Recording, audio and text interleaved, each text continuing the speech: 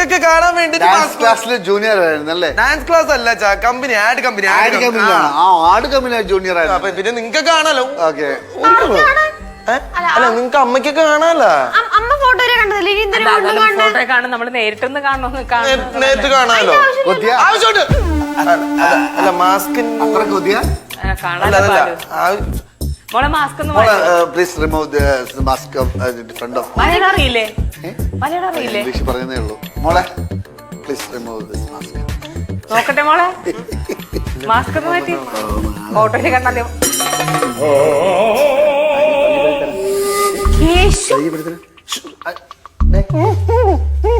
Hi Mudiyan ചേട്ടാ. കിളവൻ കേശു.